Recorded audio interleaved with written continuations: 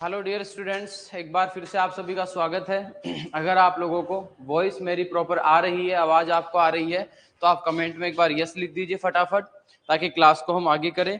Live content में जाते ही आपको क्लास अवेलेबल हो जाएगी।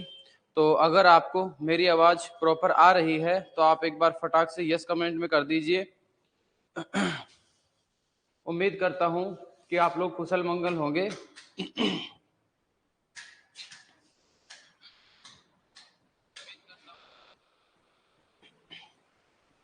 ओके, तो आवाज आपको प्रॉपर आ रही है, सभी को आवाज सुनाई दे रही है, ठीक है। इससे पहले की जो क्लास हमारी चल रही थी, उसमें सॉइल फिजिक्स का हम पढ़ रहे थे, सॉइल टेक्सचर के बारे में हम स्टडी कर रहे थे। टेक्सचर की अगर हम बात करें तो टेक्सचर की बेसिक चीजें मैंने आपको समझा दी थी। मैंने ब्रॉड क्लासिफिकेशन सॉइल टेक्सचर का जो 3 टाइप का होता है, और एक इंटरमीडिएट फाइन जो टेक्सचरल क्लास है सिल्ट का, उसका भी मैंने आपको एक्सप्लेन कर दिया था। यानी टोटल वैसे 3 क्लासेस होते हैं, लेकिन मैंने आपको 4 समझाए थे। इसके अलावा बात करें तो मैंने आपको क्लास को खत्म करने से पहले मैंने आपको लाइट सॉइल और हैवी सॉइल के बीच में डिफरेंशिएट करके एग्जाम्पल के साथ आपको एक्सप्लेन किया, और किस तरीके से क्वेश्चन एग्जाम में पुटअप होता है वो भी मैंने आपको समझा दिया था। उम्मीद करता हूं कि यहां तक आपको किसी प्रकार का कोई डाउट नहीं है। मेरा सारा ध्यान वैसे आपके चैट बॉक्स पे ही है। अगर अब तक की क्लास में किसी भी तरह का कोई भी डाउट आपके आया है तो आप कमेंट कर दीजिए फटाफट। हाँ विकास यादव, ओके, यस, प्रॉपर आवाज आ रही है, ठीक है भाई। चलो आगे चलते हैं। इसका मतलब यहां तक आपको प्रॉपर वॉइस आ रही है। लास्ट क्लास की अगर हम देखें, आपको कोई भी डाउट है तो आप कमेंट करके फटाक से अपना क्वेश्चन डाल दीजिए, मैं देख लूंगा। अब हम बात करते हैं सॉइल टेक्सचर में। तो अब हमें पढ़ना था डिटर्मिनेशन ऑफ सॉइल टेक्सचर।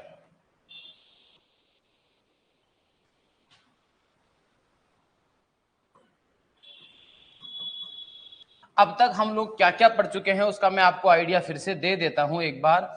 हमने सबसे पहले सब्जेक्ट स्टार्ट किया soil physics. Soil physics start करने के बाद हमने क्या पढ़ा? हमने सबसे पहले स्टार्ट किया सॉइल फिजिक्स। सॉइल फिजिक्स हमने स्टार्ट करने के बाद हमने सबसे पहले सॉइल सेपरेट्स के बारे में कंप्लीट इंफॉर्मेशन ले लिया। सॉइल सेपरेट्स के बारे में हमने कंप्लीट इंफॉर्मेशन ली। सॉइल सेपरेट्स को खत्म करने के बाद हमने स्टार्ट किया सॉइल टेक्सचर, अगली प्रॉपर्टी। देन इसके बाद हमने पढ़ा सॉइल टेक्सचर क्या होता है। सॉइल टेक्सचर का जो ब्रॉड क्लासिफिकेशन होता है what is soil texture. Then हमने पढ़ा इसका जो ब्रॉड क्लासिफिकेशन होता है वो पढ़ा। एंड थर्ड हम पढ़ रहे हैं इसकी डिटर्मिनेशन के बारे में इंफॉर्मेशन ले रहे हैं। इसका मतलब इस क्लास का हमारा जो अभी का जो टॉपिक है वो है डिटर्मिनेशन ऑफ सॉइल टेक्सचर। तो इसको कैसे डिटरमाइन करते हैं, मैंने बेसिक आपको थोड़ा थोड़ा आइडिया कल की क्लास में दिया था, लेकिन बची हुई बातों को आज डिस्कस करते हैं। किसी भी सॉइल के टेक्सचर को डिटरमाइन करने की जनरली 2 मेथड्स हम यूज करते हैं, या यूं कहें जनरली अगर हम देखें तो सॉइल टेक्सचर डिटरमिनेशन के लिए हमारे पास में फर्स्ट जो मेथड आ जाती है, यहां पर कितनी मेथड होती है? 2 methods are used for soil texture determination. Method number 1 जो सबसे पहले हम बात करें तो वो आ जाती है फील्ड मेथड। और आपको लास्ट क्लास में मैंने कहा था फील्ड मेथड का ही दूसरा नाम होता है फील्ड मेथड। क्या होता है? इसी को बोलते हैं फील्ड मेथड, फील्ड मेथड, ये भी इसी का नाम होता है। और सेकंड अगर आपको ध्यान हो तो मैंने कहा था सेकंड नंबर पे जो मेथड आ जाती है हम उसको बोलते हैं मैकेनिकल, या जिसको बोल देते हैं लेबोरेटरी मेथड। ये 2 मेथड्स आपके सामने मैं नाम लिख के कल चला गया था। तो सबसे पहले स्टार्ट करते हैं फील्ड मेथड को। नंबर 1 फील्ड मेथड क्या होती है, सबसे पहले इसको समझ लीजिए फिर लिखने का काम। फील्ड मेथड क्या होती है? फील्ड मेथड का मतलब होता है कि फार्मर अपने फील्ड में जाए, वहां सॉइल को फील करे। फील करने का क्या तरीका होता है कि जो मॉइस्ट सॉइल का मतलब होता है गीली मिट्टी। थोड़ी गीली मिट्टी को वो अपने हाथ में ले, थंब और 4 फिंगर, इस वाली अंगुली को क्या बोलते हैं? 4 फिंगर। इसको बोलते हैं थंब। यानी अंगूठे और अंगुली के बीच में थोड़ी सी मिट्टी को उठाए और फिर उसको रबिंग यानी उसको थोड़ा घिस के देखे। घिस के देखता है, जब वो अपनी अंगुलियों को इस तरह से घिसने की कोशिश करता है तो उसको क्या फील आता है, उसके बिहाफ पर वो टेक्सचर का एनालिसिस कर लेता है। जैसे मान लीजिए आप बजरी हाथ में लेते हो या सैंड हाथ में लेते हो और इस तरह से रबिंग करते हो, तो आपको फील होगा जैसे ग्रिटी ग्रिटी सा फील होगा, या यूं कहें खुरदरा खुरदरा सा आपको फील होगा। इन द सैंड, वहां का टेक्सचर सैंड है। इसका मीन क्या हुआ कि वहां का टेक्सचर सैंड है। अगर मान लीजिए आपने क्ले सॉइल अपने फोर फिंगर और थंब के बीच में रबिंग करते हो तो आपको फील होता है, जैसे ही आप अंगुली उठाते हो आपको प्लास्टिक फील होता है। प्लास्टिक का मतलब है जिस शेप में आपने, प्लास्टिसिटी क्या होती है मैंने समझा दिया था। तो अगर आपको प्लास्टिक फील होता है या फिर यूं कहे प्लास्टिक और कोहेशन टाइप की फीलिंग्स आती है, इसका मतलब वो क्ले है। अगर मान लीजिए आप ड्राई सॉइल को यानी सिल्ट के पार्टिकल्स को अगर ड्राई कंडीशन में आप लेते हो तो आपको टाल्कम पाउडर के जैसा फील आता है, या दूसरे वर्ड्स में हम यूं कह सकते हैं कि मानो जैसे आप सीमेंट को हाथ में लेते हो और बिल्कुल पाउडर की तरह फील होती है ना, उस टाइप का फील आता है। और नेक्स्ट अगर हम बात करें तो जो सिल्ट सॉइल होती है उसको भी अगर आप मॉइस्ट कंडीशन में फील करते हो तो आपको स्लाइटली प्लास्टिक फील होता है। तो इन तीनों से हम एक आइडिया ले लेते हैं कि सॉइल का जो क्लास है वो क्या होता है। तो इसके अंदर हम क्या करते हैं, फील ही करते हैं। इसका प्रोसीजर क्या रहता है, प्रोसीजर बहुत सिंपल होता है। मॉइस्ट सॉइल को हम क्या करते हैं, feel moist soil between the thumb and four finger, four finger और इसके बीच में लेकर हम फील करते हैं तो उसका क्या फील आता है, उसके बिहाफ पर आ जाता है। इसका दूसरा नाम क्या जाता है, दूसरा नाम इसी को बोल देते हैं फील्ड मेथड। फील्ड मेथड भी इसी का नाम है। इसके बाद बात करते हैं नेक्स्ट।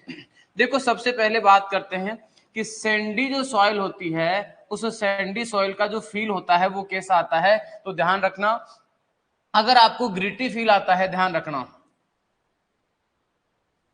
ग्रिटी फील होता है तो इसका मतलब वो कौन सी है, सैंड है। बी पर अगर हम बात करते हैं, जैसे मान लीजिए सिल्ट टेक्सचर है या सिल्ट सॉइल उसका टेक्सचरल क्लास है, इसका मतलब दो कंडीशन आपको ध्यान रखनी है।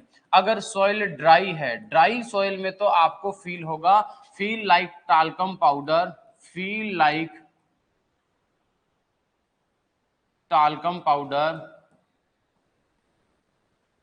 और अगर मान लीजिए मॉइस्ट सॉइल है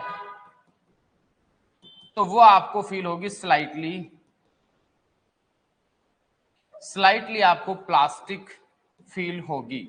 अगर बात करते हैं थर्ड नंबर सी के ऊपर, जैसे मान लीजिए सॉइल का टेक्सचरल क्लास क्ले है, तो क्ले जो सॉइल होती है, मॉइस्ट सॉइल फील लाइक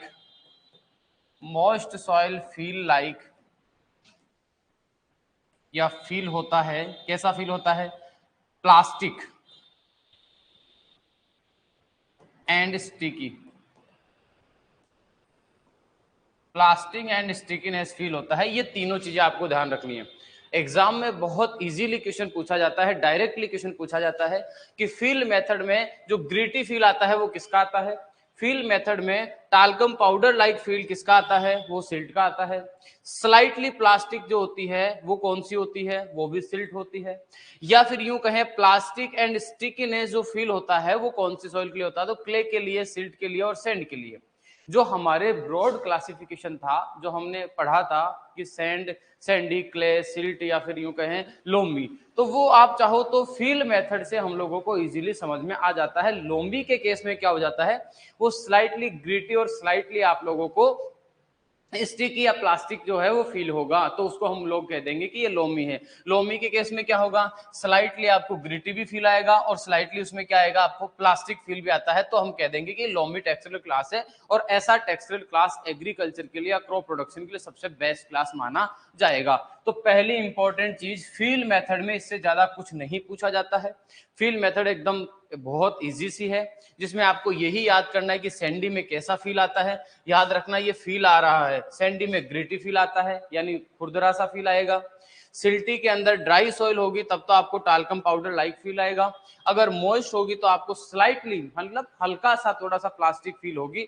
और अगर क्ले की बात करें तो मॉइस्ट सॉइल जो होती है वो फील होती है प्लास्टिक एंड स्टिकीनेस। और अगर बात करें लोमी की, तो लोमी के अंदर slightly gritty and slightly plastic feel आता है, तो इसका मतलब वो लोमी टेक्सचरल क्लास है।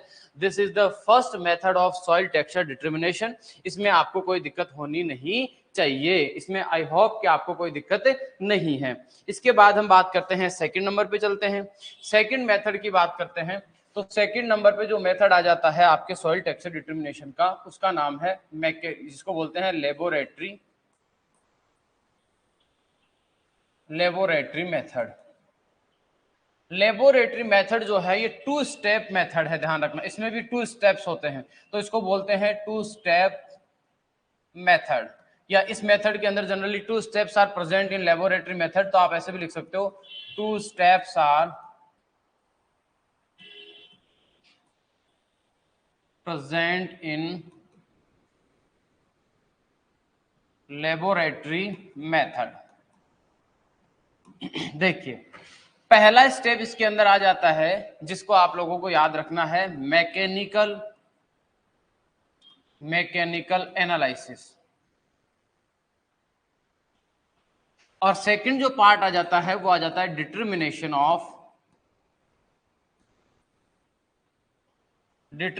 Of soil texture with triangle and table. यानी टेबल की हेल्प से या ट्रायंगल की हेल्प से हमको डिटरमाइन करना है सॉइल टेक्सचर को। सबसे पहले हम डिस्कस करेंगे व्हाट इज मैकेनिकल एनालिसिस, जिसको पार्टिकल एनालिसिस भी बोलते हैं। मैकेनिकल एनालिसिस को काफी बार लिख दिया जाता है पार्टिकल एनालिसिस भी कह देते हैं इसी को। सबसे पहले समझते हैं व्हाट इज मैकेनिकल एनालिसिस। थोड़ा सा आपको फ्लो चार्ट में समझा देता हूं, बाकी आगे समझ लेंगे। मैकेनिकल एनालिसिस का मीन होता है कि जैसे मान लीजिए आप जो सॉइल पार्टिकल्स या सॉइल सैंपल आपने भेजा है लेब के अंदर, तो सबसे पहले क्या होता है कि ये सॉइल सैंपल को जैसे ही लेब में जाता है इसकी सीविंग होती है, और सीविंग के बाद 2 mm से मोर देन साइज वाले पार्टिकल्स को डिस्कार्ड कर दिया जाता है। 2 mm से लेस देन जो पार्टिकल्स होते हैं ये भी क्या करते हैं, एक दूसरे के साथ बाइंड रहते हैं। पार्टिकल जैसे क्ले के पार्टिकल्स बाइंड है, या 2-3-4 पार्टिकल एक दूसरे के साथ बाइंड कर रखे हैं, एक दूसरे के साथ चिपके हुए हैं, तो उनको अलग अलग किया जाता है। वैसे चिपकाने का जो काम होता है जनरली जैसे ऑर्गेनिक मैटर का होता है, कैल्शियम कार्बोनेट या फिर यूं कहें लाइम का होता है, इस तरह के कुछ मटेरियल जो सॉइल में प्रेजेंट होते हैं उनका काम होता है पार्टिकल्स को एक दूसरे के साथ बाइंड करने का काम उनका रहता है। तो जनरली उनको सबको रिमूव करना है, पार्टिकल्स को एक एक करना है, अलग अलग सेट करना है। फिर उसके बाद में भी मैकेनिकल एनालिसिस के अंदर 2 और मेथड्स आती है, जिनके अंदर हमारा फर्स्ट नंबर पे आ जाता है इंटरनेशनल पिपेट मेथड, और सेकंड आ जाता है आपका बायोकस हाइड्रोमीटर मेथड। तो देखो सबसे पहले एक को हम समझने की कोशिश करते हैं। यानी सबसे पहले हमारा आ जाता है मैकेनिकल एनालिसिस।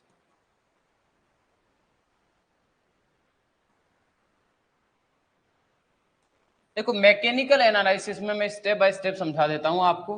सबसे पहले ये मान लेते हैं सॉइल सैंपल है। इस सॉइल सैंपल को सबसे पहले हमको 2 mm सीव से इसकी सीविंग करनी है, इसको छानना है। छानने के बाद जिनका डायामीटर 2 mm से मोर देन होता है उनको डिस्कार्ड करना है, उनको बाहर निकाल देना, काउंट नहीं करना है। बाकी जो बचे हुए होते हैं उनमें सबसे पहले क्या करना होता है, जैसे मान लीजिए ये क्ले के पार्टिकल्स है, ये आपस में चिपके हुए हैं। अगर ये आपस में एक दूसरे के साथ चिपके हुए हैं तो हम फिर यहाँ पर जब तक ये पार्टिकल्स सेपरेटली इंडिविजुअल पार्टिकल्स में कन्वर्ट नहीं हो जाते तब तक हम इनका एनालिसिस नहीं कर सकते। तो मैकेनिकल एनालिसिस में इनको सबको क्या किया जाता है, अलग अलग किया जाता है। लेकिन ये पार्टिकल्स आपस में चिपकते हैं और इनके बीच में जो चिपकाने का काम करता है या जो बाइंडिंग मटेरियल का काम होता है जनरली वो या तो होता है ह्यूमस, या तो क्या होगा, ह्यूमस होगा। ह्यूमस नहीं होगा तो वो क्या होगा, ह्यूमस अगर नहीं है तो वो हो सकता है कैल्शियम कार्बोनेट, या फिर हम बात करें तो एल्यूमिनियम एंड Fe के जो ऑक्साइड्स हैं वो यहाँ हो सकते हैं। इसके अलावा क्या हो सकते हैं, इसके अंदर सॉल्ट भी प्रेजेंट होते हैं। यानी ये चीजें इसके अंदर प्रेजेंट रहती है सॉइल के सैंपल के अंदर। एक एक चीज को समझा रहा हूं। यानी यहाँ जो ऑर्गेनिक मैटर प्रेजेंट है हम चाहते हैं कि वो ऑर्गेनिक मैटर अब यहाँ नहीं रहे, ताकि ये पार्टिकल्स एक दूसरे से अलग अलग हो जाए या इंडिविजुअल पार्टिकल्स में ये कन्वर्ट हो जाए। हम इनको अलग अलग करना चाहते हैं, क्ले को अलग, सैंड को अलग, सिल्ट को अलग। तो हम क्या करते हैं, सबसे पहले कोशिश करते हैं ह्यूमस को हटाने की, या ह्यूमस की जगह आप चाहो तो ऐसे भी कह सकते हैं ऑर्गेनिक मैटर को रिमूव करने की। यानी यहाँ पर हम चाहते हैं कि यहाँ जो ऑर्गेनिक मैटर है वो ऑर्गेनिक मैटर अब नहीं रहे। तो ह्यूमस का मतलब है यहाँ ऑर्गेनिक मैटर से मतलब है, किसका मतलब है यहाँ ऑर्गेनिक मैटर मतलब है मेरा, ह्यूमस का मतलब है। तो ऑर्गेनिक मैटर को रिमूव किया जाता है H2O2 से, जिसका नाम होता है hydrogen peroxide. H2O2 hydrogen peroxide ये ऑर्गेनिक मैटर को ऑक्सीडाइज करता है, ऑक्सीडाइज द ऑर्गेनिक मैटर। जैसे ही ऑक्सीडाइज होगा ऑर्गेनिक मैटर रिमूव हो जाएगा, ऑर्गेनिक मैटर रिमूव हुआ पार्टिकल्स अलग अलग हो जाएंगे। यानी ऑर्गेनिक मैटर जो होता है removed by H2O2 hydrogen peroxide.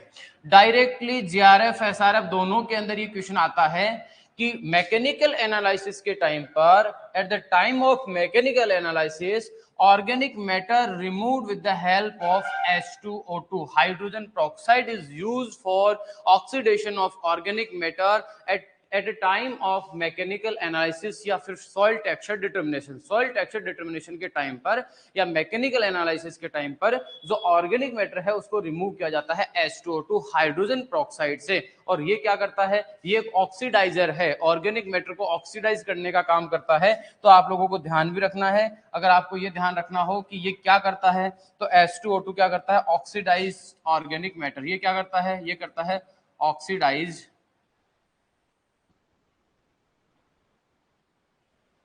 Organic matter. ये ऑर्गेनिक मैटर को ऑक्सीडाइज कर देता है। यहां तक क्लियर है।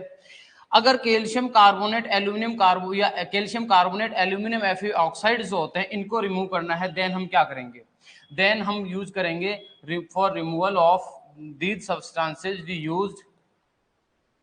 यूज डाइल्यूट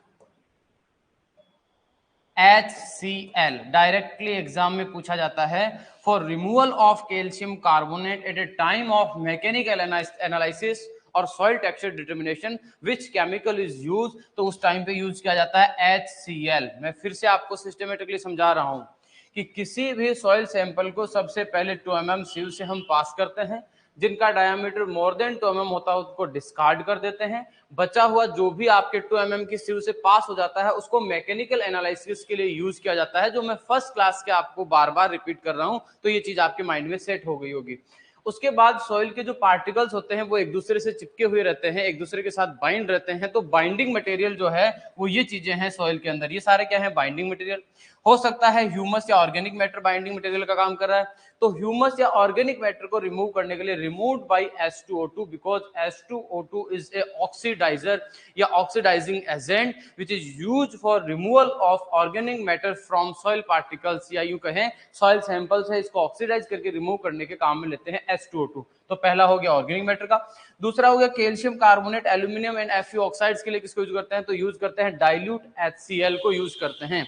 नेक्स्ट आ जाता है कि सॉल्ट जो होते हैं उनको कैसे रिमूव करते हैं, तो सॉल्ट को रिमूव करने का प्रोसेस होता है वो आता है, याद रखना जनरली इसके लिए यूज करते हैं हम लोग जो वाटर होता है ना, डिस्टिल वाटर, प्योर वाटर जो होता है उससे हम क्या करते हैं, प्योर वाटर से जो भी सोल्यूबल सॉल्ट्स होते हैं उनको डिसॉल्व करके हम बाहर निकाल लेते हैं, यानी फिल्ट्रेशन करते हैं। वाटर से क्या करते हैं, फिल्ट्रेशन, यानी filtration with water for removal of salt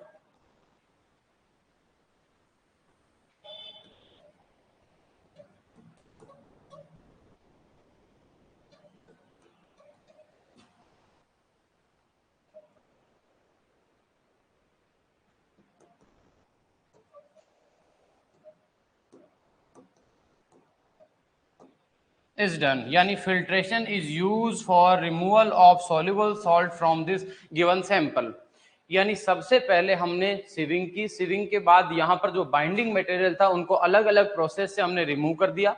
इसका मतलब अब सारे पार्टिकल्स अलग अलग हो गए हैं, ये पार्टिकल्स अब इस कंडीशन में पहुंच जाएंगे। लेकिन क्योंकि हम लोगों को पता है कि क्ले पार्टिकल्स जो होते हैं उनमें कोहेशन फोर्स हाई रहता है, वो एक दूसरे के पास फिर भी जाएंगे, फिर भी एक दूसरे के पास चिपकने की कोशिश करेंगे। यानी अब हमको क्या करना पड़ेगा, अब हमको क्या करेगा, मैकेनिकल स्टायरिंग, यानी हम क्या करेंगे, एक मैकेनिकल सेकर पे रख के जो आपका सॉल्यूशन या सस्पेंशन तैयार हुआ है उसको मैकेनिकल स्टायरिंग का हम हेल्प लेंगे और वो पार्टिकल्स वापस एक दूसरे के पास नहीं आए, क्ले पार्टिकल्स एक दूसरे के पास जाकर चिपके नहीं, उसके लिए हम एक डिस्पर्जिंग एजेंट का काम में लेंगे।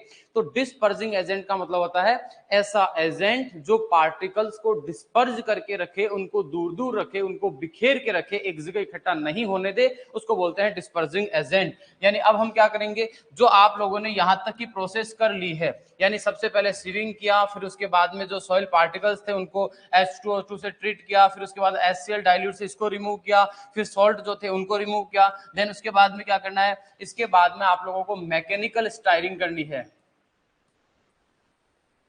Clay particles are dispersed with the help of clay particles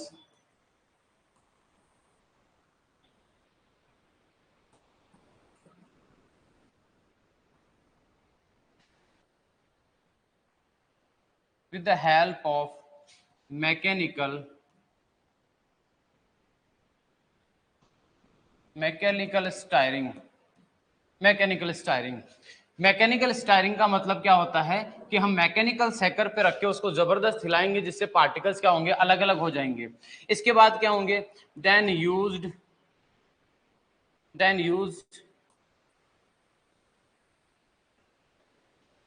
dispersing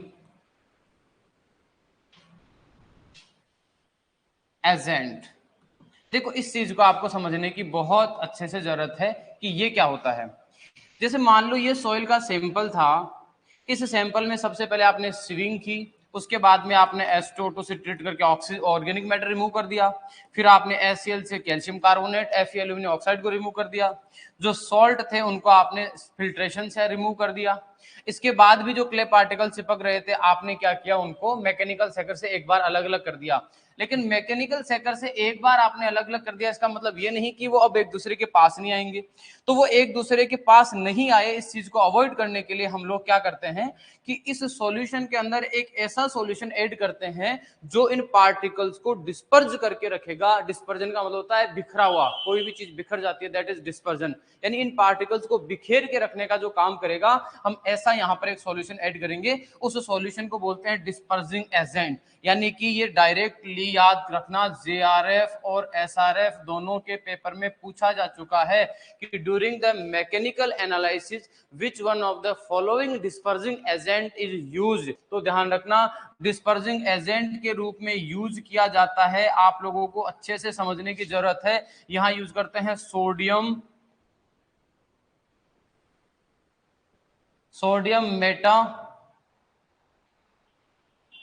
sodium hexametaphosphate, sodium hexametaphosphate. इस नाम को बहुत अच्छे से याद रख लेना क्योंकि ये बहुत इंपॉर्टेंट है। सोडियम हेक्सामेटाफॉस्फेट जो है वो एक डिस्पर्जिंग एजेंट है जिसको पार्टिकल्स को डिस्पर्ज करके, या यूं कहें सॉल्यूशन में जो पार्टिकल है उन सबको डिस्पर्ज कंडीशन में रखे, इसके लिए हम इसका यूज करते हैं, सोडियम हेक्सामेटाफॉस्फेट का यूज करते हैं। ये तो है एक। डिस्पर्जिंग एजेंट के रूप में एक दूसरा सॉल्यूशन यूज करते हैं जिसको बोलते हैं कोलेगन सॉल्यूशन। कोलेगन सॉल्यूशन जो होता है उसका भी यूज किया जाता है। याद रखना JRF SRF दोनों के अंदर ये क्वेश्चन भी आ चुका है, ये क्वेश्चन भी आ चुका है कि कोलेगन सॉल्यूशन होता क्या है, ये समझाइए। तो देखो ध्यान देना, कोलेगन सॉल्यूशन क्या होता है इसको भी समझा देता हूं मैं आपको।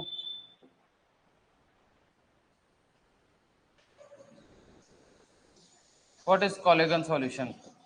इसका मतलब होता है जब आप 40 ml सोडियम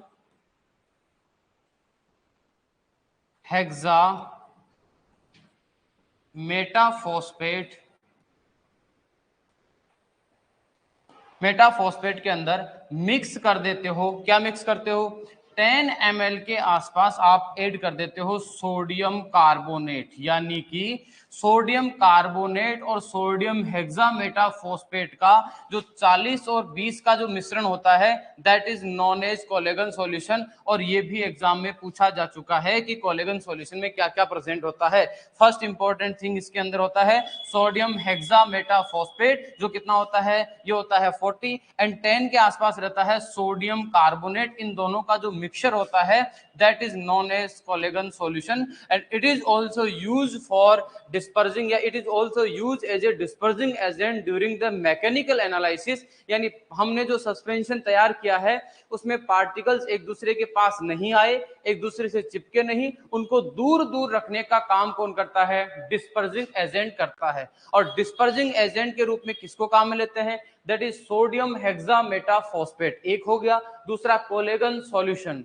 कोलेगन सॉल्यूशन कैसे प्रिपेयर होता है? तो 40 ml सोडियम हेक्सामेटाफॉस्फेट में आप लोगों को 10 ml सोडियम कार्बोनेट का मिक्सचर जैसे ही आप करते हो तो जो सॉल्यूशन तैयार होता है that is known as Calgon solution. ये और ये दोनों के दोनों यूज होते हैं एज ए डिस्पर्जिंग एजेंट। और डिस्पर्जिंग एजेंट का काम होता है कि सॉइल पार्टिकल्स को सॉल्यूशन में डिस्पर्ज कंडीशन में रखना, वापस से उनको एक दूसरे के साथ चिपकने नहीं देना, या वापस से वो एक दूसरे के साथ चिपक कर एग्रीगेशन नहीं कर पाए, एग्रीगेट का फॉर्मेशन कंटेमिनेशन नहीं कर पाए। ये काम किसका होता है? ये काम होता है डिस्पर्सिंग एजेंट का। यानी कि अगर हम थोड़ा सा बैक चलते हैं तो एक चीज हमको समझ में आ गई कि मैकेनिकल एनालिसिस में क्या करते हैं, सबसे पहले सॉइल सैंपल लिया, 2 mm की सिव से हमने उसको सीविंग किया, देन उसके बाद में जो बोल्डर्स या फिर यूं कहे पेबल्स, बोल्डर्स या स्टोन वगैरह थे उनको डिस्कार्ड कर दिया, प्लांट रूट्स के जो पार्ट थे उनको डिस्कार्ड कर दिया। लेकिन उसके बाद हमने क्या किया, उसके बाद हमने क्या किया, ऑर्गेनिक मैटर को रिमूव किया। किससे? ऑर्गेनिक मैटर को रिमूव करने के लिए हमने यूज में लिया है H2O2 हाइड्रोजन पेरोक्साइड यूज में लिया। उसके बाद calcium carbonate, aluminium Fe oxides को रिमूव करने के लिए हमने डाइल्यूट HCl काम में लिया। ये डायरेक्टली देखो, ये तीनों चारों एग्जाम के क्वेश्चन है।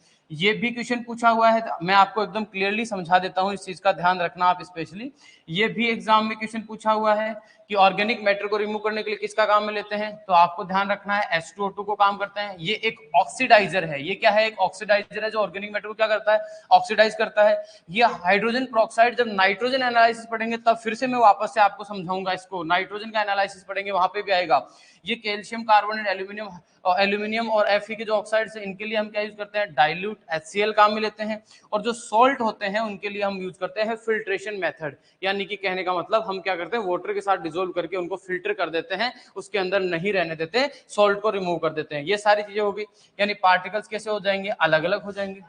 लेकिन अलग अलग करने के लिए ये सारे, जैसे बीच वाला मैटर हट गया लेकिन इनको अलग अलग करना है, तो अलग अलग करने के लिए हमने क्या यूज किया? अलग अलग करने के लिए हमने यूज किया मैकेनिकल स्टायरिंग। मैकेनिकल स्टायरिंग का मतलब होता है, इस तरह से समझिए, जैसे एक सॉल्यूशन है और उसमें आपने एक डंडा डाल के बहुत तेज इसको गोल गोल घुमाया, बहुत तेज से हिला दिया, जिससे क्या होती है, उसमें जो चीजें होती है वो घुल जाती है, उसको बोलते हैं मैकेनिकल स्टायरिंग। एक मैकेनिकल सेकर आता है, उसमें एक डंडी रहती है जो उसमें कंटिन्यूसली हिलने के बाद क्या होता है, सारे पार्टिकल्स अलग अलग हो जाते हैं, बिखर जाते हैं, या यूं कहें वो घुल जाते हैं सारे के सारे। इस तरह से समझ लीजिए इस चीज को, उसको बोलते हैं मैकेनिकल स्टायरिंग, यानी कंटिन्यूसली इसको घोलना है। उसके बाद में वो घुले हुए रहे, वापस से आकर चिपके नहीं, इसके लिए क्या करना है? इसके लिए हमको यूज करना है, इसके लिए हमको यूज करना है डिस्पर्सिंग एजेंट, ताकि वो उनको, देखो डिस्पर्सिंग एजेंट का मतलब होता है जो पार्टिकल्स को डिस्पर्ज कंडीशन में रखे, वापस चिपकने नहीं दे, उनको बिखरा हुआ ही रखे, दैट इज डिस्पर्सिंग एजेंट। दो एजेंट काम में लेते हैं, कौन कौन से काम में ले रहे हैं? एक होता है सोडियम हेक्सामेटाफॉस्फेट, दूसरा होता है collagen solution. What is collagen solution? Collagen solution होता है 40 ml आपको सोडियम हेक्सामेटाफॉस्फेट लेना है और 10 ml आपको सोडियम कार्बोनेट लेना है, इन दोनों का मिक्सचर कहलाता है कोलेगन सॉल्यूशन। यहां तक की बात आपको समझ में आ गई होगी। यानी हमने जो पार्टिकल्स एक दूसरे से चिपक रहे थे, अब उनको बिखेर दिया है और उनको एक सोल का सस्पेंशन तैयार किया है, उस सस्पेंशन के अंदर अब वो फ्रीली मूव कर रहे हैं। यहां तक की बात हो चुकी है। अब देखो आगे क्या होता है। अब आगे का जो सैंपल है उसके लिए दो मेथड्स हम यूज करते हैं। पहला मेथड जो यूज करते हैं हम, इसको बोलते हैं इंटरनेशनल पिपेट मेथड। क्या बोलते हैं? International pipette method, pipette method. और दूसरा जो मेथड होता है वो हम यूज करते हैं बायोकास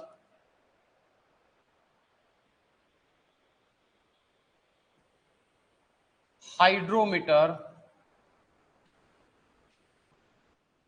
मेथड यूज करते हैं। ये दो मेथड यूज करते हैं कुल मिला के।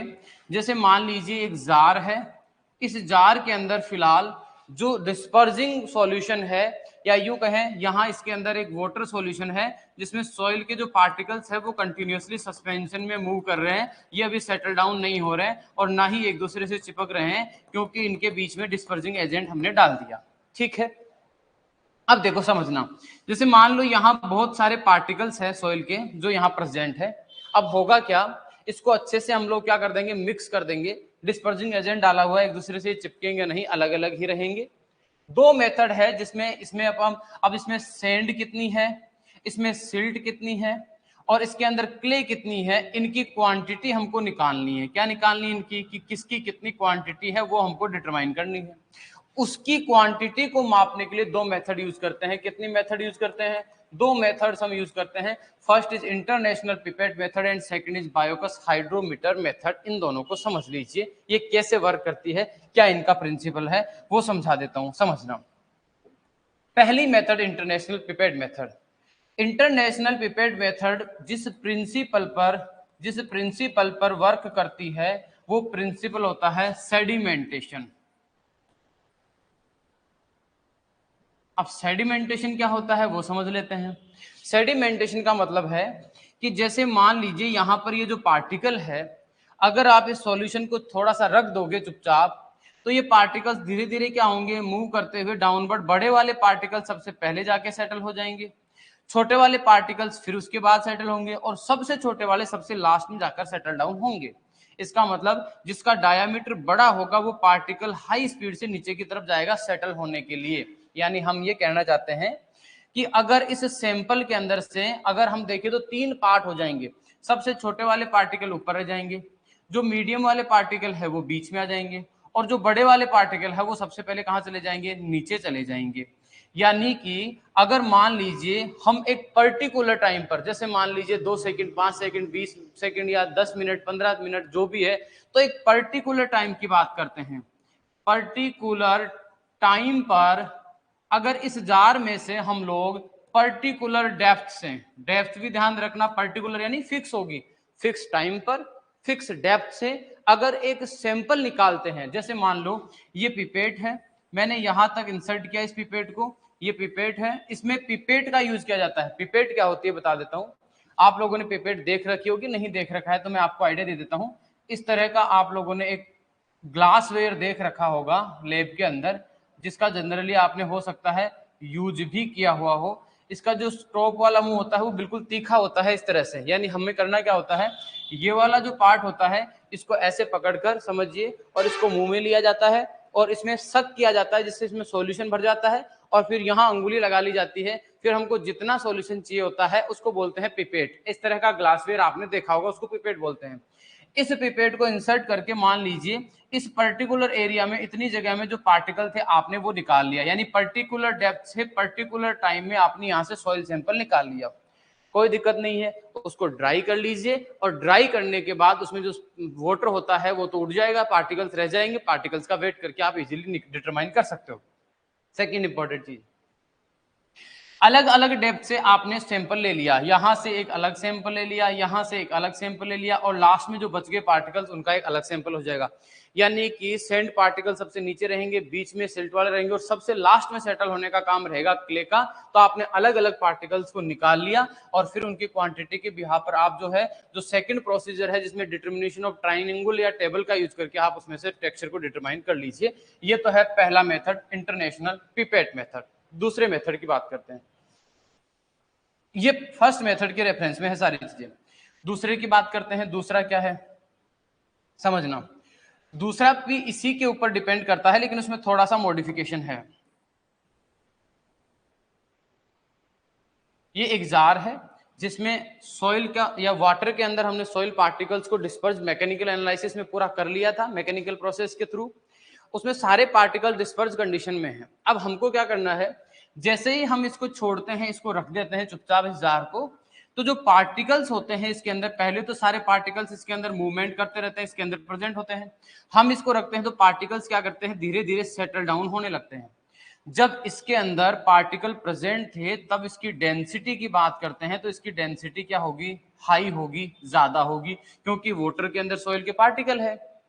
थोड़े टाइम आपने रखा तो सारे पार्टिकल्स धीरे धीरे करके यहाँ नीचे आके बैठ जाते हैं, यानी सॉइल के जो पार्टिकल्स है अब वो यहाँ इस सस्पेंशन में नहीं है, यानी कि इसकी डेंसिटी अब क्या हो जाती है, लो हो जाती है, इसकी डेंसिटी क्या हो जाती है, रिड्यूस हो जाती है। तो कुल मिला के अगर ये पूछा जाए आपको कि इसका क्या प्रिंसिपल है जिसपे ये वर्क करती है, तो इसका जो प्रिंसिपल है वर्क करने का वो आता है continuously decreasing density of flood due to settling of particles। कहने का मतलब इसकी कंटिन्यूअसली डेंसिटी डिक्रीज होती है जैसे जैसे पार्टिकल्स होते हैं वो सेटल डाउन होते हैं। यानी पहले डेंसिटी ज्यादा थी, फिर डेंसिटी कम हो जाएगी, जितने पार्टिकल्स बैठ गए उनकी डेंसिटी के बिहाफ पर हम मेजर कर लेते हैं। इसकी डेंसिटी को मेजर करने के लिए, हम यूज करते हैं हाइड्रोमीटर का। किसका यूज करते हैं, हाइड्रोमीटर का। हाइड्रोमीटर क्या होता है, आप लोगों ने जब आप दूध बेचने गए हो, जब आप छोटे रहे होंगे तो पक्का आप दूध बेचने गए होंगे, जब आप छोटे थे तब की बात बता रहा हूं, आजकल तो मशीनों से काम होता है, पहले की बात बता रहा हूं।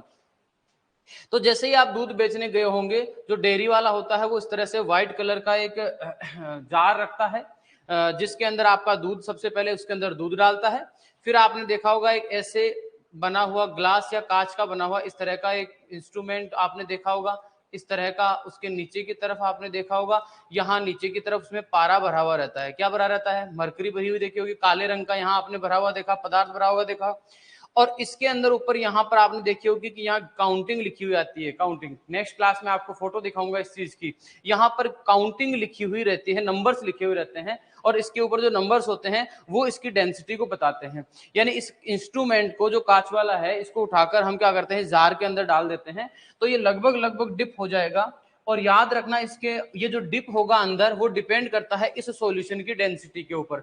अगर मान लीजिए इसकी डेंसिटी ज्यादा है तब ये कम डिप होगा, और डेंसिटी अगर डिक्रीज हो रही है तो ये डिप ज्यादा हो जाएगा। यानी सबसे पहले तो हम क्या करेंगे, इस सस्पेंशन को एकदम अच्छे से हिलाएंगे, उसके बाद इसको रख देंगे। सबसे पहले हम क्या करते हैं, 4 मिनट पर, कितने मिनट पर, 4 मिनट पर इसको अंदर डालते हैं और इसकी रीडिंग ले लेते हैं। उसके बाद क्या करेंगे, 4 मिनट पर रीडिंग लेने के बाद हम इसको ऐसा कैसा छोड़ देंगे, कितने टाइम तक छोड़ देंगे, हम इसको 2 आवर्स के लिए छोड़ देंगे। कितने आवर्स के लिए? 2 घंटे के लिए छोड़ देंगे।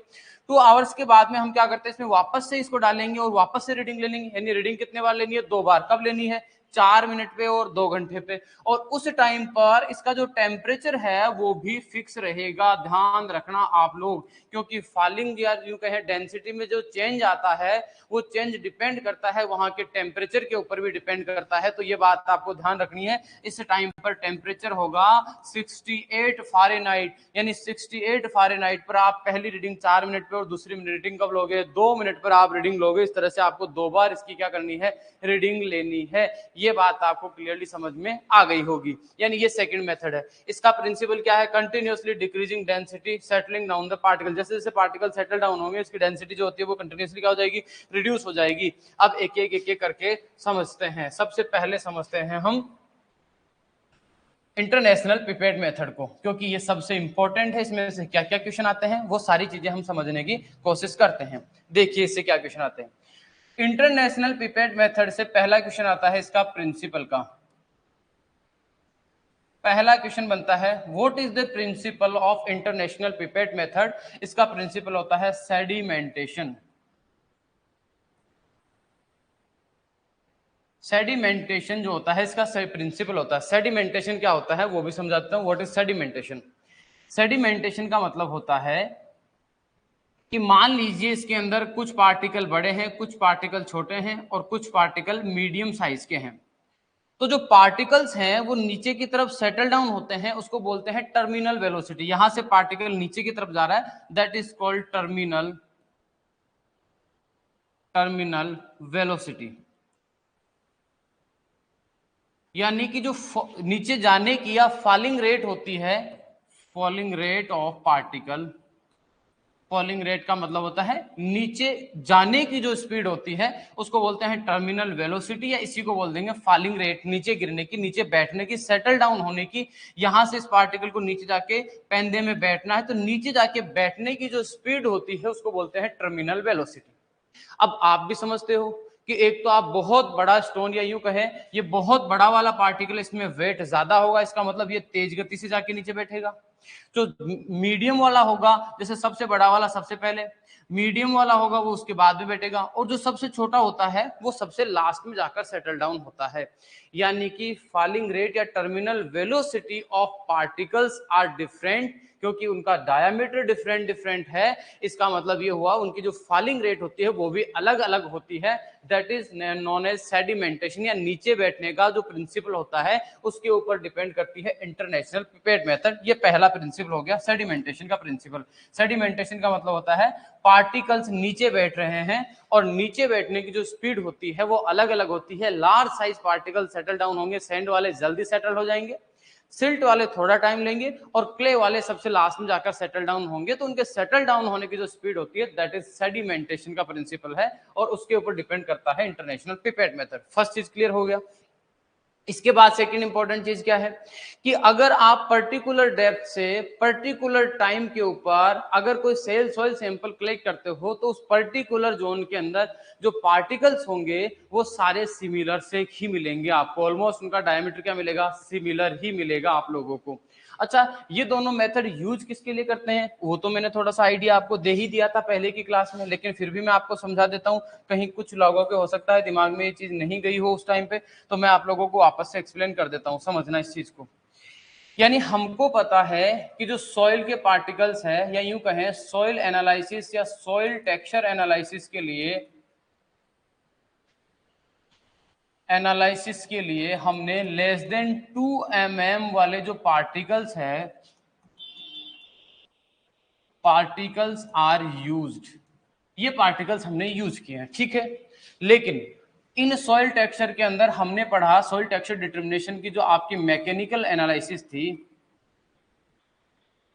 मैकेनिकल एनालिसिस जो मेथड थी, उस मेथड में हम दो चीजें करते हैं। पहली चीज तो क्या करते हैं सर, पहला काम करते हैं हम सिविंग का। क्या काम करते हैं, सिविंग का काम करते हैं। सिविंग का मतलब यानी जिन पार्टिकल का डायमीटर 2 mm से लेकर, जिनका डायमीटर 2 से लेकर 0.05 mm का होता है, उनके लिए तो हम क्या करते हैं, सिविंग मेथड का यूज करते हैं। सिविंग मेथड क्या होती है, जैसे मान लीजिए हमने एक छलनी यहां पर लगा दी, इसके जैसे इसको बोलते हैं ग्रेडेड सिविंग, इसका नाम होता है, इस मेथड के लिए यूज किया जाता है ग्रेडेड सिविंग मेथड यूज। देखो ये क्या होती है, हमने क्या किया, जैसे ये एक रेक के अंदर यहां पर एक सीव रख दी, इसके जस्ट नीचे यहां मान लेते हैं 2 mm वाली सीव रख दी, इसके जस्ट नीचे दूसरी है ये 1 mm वाली है, इसके जस्ट नीचे तीसरी है ये मान लेते हैं 0.5 mm वाली है, ये एग्जाम्पल के तौर पर बता रहा हूं। इसके जस्ट नीचे मान लेते हैं 0.25 वाली है वो है, इसके जस्ट नीचे, इस तरह से अलग अलग मान लीजिए हमने यहाँ पर जो सीव है वो रख दी है, या यूं कहें छलनियां हमने रख दी है। यहां पर जो सॉइल सैंपल या मैकेनिकल एनालिसिस जो सस्पेंशन तैयार किया था हमने, इस ऊपर वाले के अंदर डाला। 2 mm से बड़े वाले पार्टिकल यहां रह गए, या इनको तो पहले ही डिस्कार्ड कर देते हैं। 1 mm से बड़े वाले यहां रह जाएंगे, इससे छोटे यहां रह जाएंगे, इससे छोटे यहां, सबसे छोटे यहां, और जिनका डायमीटर 0.05 mm से भी लेस देन होता है वो नीचे निकल जाएंगे। यानी मैंने कल आपको कहा था कि सिविंग यूज करते हैं 2 से लेकर 0.25 mm वाले पार्टिकल्स के लिए, और इस साइज से जो छोटे वाले पार्टिकल्स होते हैं उनके लिए मैंने कहा था सेडिमेंटेशन जो प्रिंसिपल है इसका यूज किया जाता है, सेडिमेंटेशन का यूज किया जाता है। इसका मतलब दो चीजें हो गया इस वाले स्टेप में, यानी एक के बाद एक एक अगर हम सीव को एडजस्ट करते हैं, छलनियां जचा के रखते हैं, तो इस छलनियों को बोलते हैं ग्रेडेड सीविंग बोलते हैं। इसको क्या बोलते हैं, ग्रेडेड, यानी एक के बाद एक के बाद एक के बाद एकदम लेयर के रूप में बहुत सारी छलनियां एक साथ रख लें, ऊपर डालें तो सबसे बड़ा ऊपर, नीचे छोटा छोटा छोटा छोटा, इस तरह से सारे पार्टिकल्स अलग अलग भागों में बढ़ जाएंगे, और जो पार्टिकल इससे छोटे होंगे, इस वाले डायमीटर से छोटे होंगे, उनको हम क्या करेंगे, नीचे निकाल लेंगे। यानी 2 से लेकर 0.05 mm के पार्टिकल्स के डिटरमिनेशन के लिए हम कौन सी मेथड यूज करते हैं, इनके लिए हम यूज करते हैं सिविंग। और याद रखना सेडिमेंटेशन किसके लिए करते हैं, सेडिमेंटेशन जो होता है वो यूज करते हैं जिनका diameter less than 0, when the diameter of particle is, when the diameter of particle is less than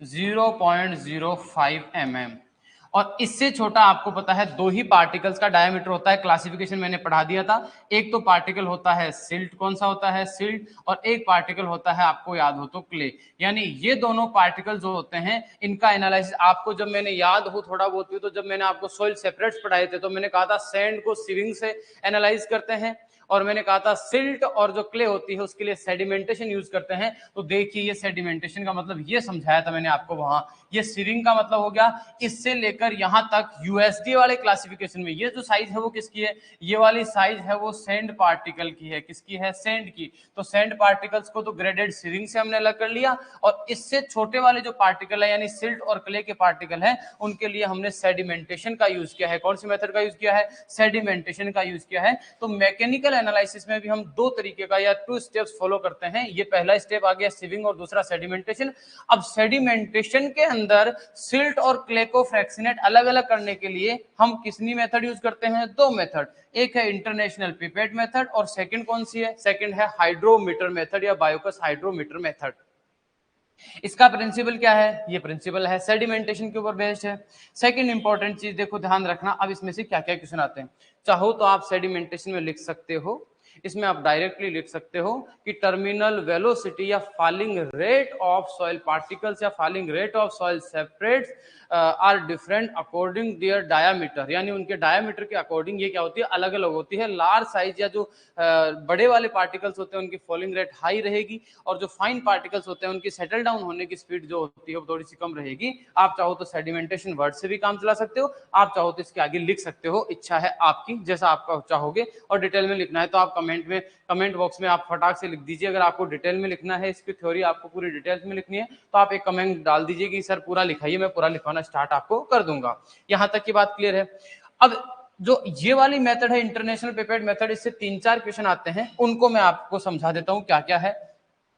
soil texture determination की सबसे एक्यूरेट मेथड है, ध्यान रखना आपकी कौन सी? International pipette method. तो इट्स मोस्ट एक्यूरेट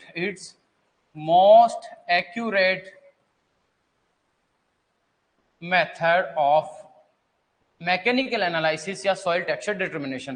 पहला वर्ड याद रखना, मैंने यहां क्या लिया है? एक्यूरेट मेथड, यानी इसकी जो एक्यूरेसी जितनी है बाकी दूसरी किसी मेथड की नहीं है। ये सबसे ज्यादा एक्यूरेट है, इसीलिए बाकी की जो मेथड्स होती है उनके लिए इसको स्टैंडर्ड मेथड का रूप में यूज करते हैं। फॉर एग्जांपल स्टैंडर्ड मेथड क्या होती है? जैसे मान लीजिए आपने यूज किया है बायोकस हाइड्रोमीटर जो मेथड है, हाइड्रोमीटर मेथड से आपने सॉइल टेक्सचर डिटरमाइन कर लिया। लेकिन ये बायोकस हाइड्रोमीटर मेथड में आप सारे पार्टिकल्स को अलग अलग नहीं करते हो, आप तो सिर्फ उसकी डेंसिटी देखते हो, डेंसिटी कितनी डिक्रीज हो रही है उसके बिहाफ पर आप रिकमेंड कर देते हो कि इसका टेक्सचरल क्लास ये वाला है। लेकिन सबसे बड़ी बात है कि इसकी जो एक्यूरेसी है वो कम रहती है एज कंपेयर टू इसके, क्योंकि इसमें तो हमने सारे पार्टिकल्स को अलग अलग करने के बाद उसको एनालिसिस किया है। इसका मतलब ये विधि या ये वाली मेथड कितनी सही है इसकी जांच किससे करते हैं? इंटरनेशनल पिपेट मेथड से। यानी सॉइल टेक्सचर डिटर्मिनेशन की जो बाकी मेथड्स रहेगी उन सब की जांच, जो कैलिब्रेशन होता है वो किससे होता है? इंटरनेशनल पिपेट मेथड से। इसीलिए इसको बोलते हैं स्टैंडर्ड मेथड। ध्यान रखना, बाकी की जो विधियां होती है वो इतनी शुद्ध नहीं होती है, इसीलिए इस मेथड को बोला जाता है इट इज स्टैंडर्ड मेथड या it is standard method of texture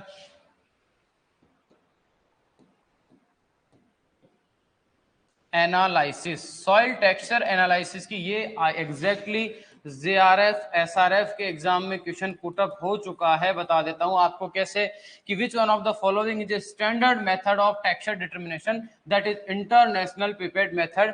जब मैंने नेट का एग्जाम दिया था उसमें भी ये क्वेश्चन आया था कि which one of the following is use as a standard method for soil texture determination. तो सॉइल टेक्सचर डिटर्मिनेशन के लिए हम इंटरनेशनल पिपेट मेथड को एक स्टैंडर्ड मेथड के रूप में यूज करते हैं। यहां तक की बात आई होप आपको समझ में आ गई होगी। कोई दिक्कत हो तो आप कमेंट बॉक्स में अपना प्रॉब्लम शेयर कर सकते हो, आपको सॉल्यूशन फटाफट मिल जाएगा। पहली बात हाईएस्ट एक्यूरेसी है।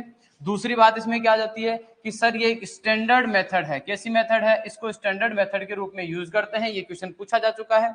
सेकंड इंपॉर्टेंट बात, पार्टिकल्स को सेटल डाउन होने में बहुत टाइम लगता है, यानी कहने का मतलब आपको लंबा इंतजार करना पड़ेगा एक सैंपल का एनालिसिस करने के लिए। तो इट इज टाइम कंज्यूमिंग। ये कैसी है? ये एक टाइम कंज्यूमिंग मेथड है। ये इसकी सबसे बड़ी बुराई है, ध्यान रखना। ये क्या है? ये टाइम कंज्यूमिंग है। ये दो बातें इसकी अच्छाई है, ध्यान रखना। ये भी इसकी अच्छाई है कि ये एक्यूरेट ज्यादा है, ये भी इसकी अच्छाई है कि स्टैंडर्ड मेथड है, लेकिन इसकी बुराई क्या है कि इट इज टाइम कंज्यूमिंग। इसमें आपको लेबर चाहिए होगी जो लगातार इस पे काम कर सके और इसमें आपको बहुत सारा टाइम चाहिए। मान लीजिए आपके पास 100 सैंपल है, 1000 सैंपल है मान लेते हैं, तो उन 1000 सैंपल का आप एनालिसिस कर ही नहीं सकते, आपका एनालिसिस सालों साल चल जाएगा। इसका मतलब ये मेथड जो है बहुत ज्यादा टाइम कंज्यूमिंग है। When large samples are available then this is not suitable method. अगर सैंपलों की संख्या ज्यादा है तो ये मेथड आपके काम की नहीं है। फिर आपकी जो सेकंड मेथड है Bouyoucos hydrometer method, that is suitable for texture analysis, क्योंकि उसको हम इससे कैलिब्रेट करके हम उसका एनालिसिस के लिए उसको यूज कर सकते हैं। ये बातें आपको ध्यान होनी चाहिए। ये बहुत बेसिक जो कंसेप्ट वाली बातें हैं वो मैं आपको समझा रहा हूं। इसके अलावा आप लोगों को मैं जो कंटेंट प्रोवाइड कर रहा हूं, इसके साथ साथ में जो भी बच्चे एसआरएफ जेआरएफ की प्रिपरेशन कर रहे हैं, उन लोगों को मेरे कहने पर आज ही, जिनके पास है बहुत अच्छी बात है, जिनके पास नहीं है उनको फंडामेंटल ऑफ सॉइल साइंस जो ISSS की बुक आ रही है वो आज ही ऑर्डर कर देनी है और मंगवा लेनी है। जो टॉपिक मैं आपको पढ़ा रहा हूं उस टॉपिक को बुक में से पढ़ना है। उसके बाद में ये सारी बेसिक कंसेप्ट वाली चीजें और क्वेश्चन जो आ रहे हैं, देखो उसका निचोड़ मैंने निकालकर आपके सामने एक्सप्लेन कर दिया है। क्वेश्चन जो आते हैं सारे आपके बोर्ड पर है, लेकिन फिर भी थोड़ा बहुत थ्योरेटिकल चीजों को आपको पढ़ना ही पड़ेगा। अगर आपको मेन स्कॉलर के लिए या यूं कहें मेन जेआरएफ एसआरएफ आपको लगानी है तो थोड़ा थोड़ा आपको बुक्स के कांटेक्ट में भी रहना है। तो इसका मतलब कौन सी बुक पढ़ें? तो बुक आपको फिलहाल केवल एक ही पढ़नी है, वो है ISSS की जो बुक है फंडामेंटल्स ऑफ सॉइल साइंस, वो आपको परचेज करनी है। नेक्स्ट क्लास में जब मैं आऊं तो सारे बच्चे उम्मीद करता हूं लाइव रहेंगे। ये जो 4-5 बच्चे आ रहे हैं ये नहीं, मैं चाहूंगा सारे के सारे बच्चे लाइव सेशन में या लाइव क्लास से जुड़े और अपने डाउट यहीं पर पूछते रहे, जिससे आपको पढ़ने में और मुझे पढ़ाने में ज्यादा मजा आएगा। आई होप यहाँ तक की क्लास आपको अच्छे से समझ में आई होगी। कल की क्लास में हम पढ़ेंगे जो सेकंड मेथड है सॉइल टेक्सचर के मैकेनिकल एनालिसिस में, या यूं कहें जो सिल्ट क्ले पार्टिकल्स की जो सेकंड मेथड है वो हम पढ़ेंगे कल की क्लास में, बायोगैस हाइड्रोमीटर जो मेथड है। और इसके बाद में पढ़ेंगे कि जो सेडिमेंटेशन या ये मेथड होती है it's depend on the Stokes law. तो स्टोक्स लॉ को हम कल पूरा डेरिवेशन के साथ उसके अजम्पशन, उसके limitations, what is Stokes law, उसका जो फॉर्मूला होता है या यूं कहें जो डेरिवेशन है वहां से क्वेश्चन पुटअप होता है, लिमिटेशन से पुटअप होता है, वो सारी चीजें हम कल की क्लास में पढ़ेंगे। Okay, clear? उम्मीद करता हूं आपको सारी चीजें बहुत अच्छे से समझ में आ रही होगी। Thank you so much.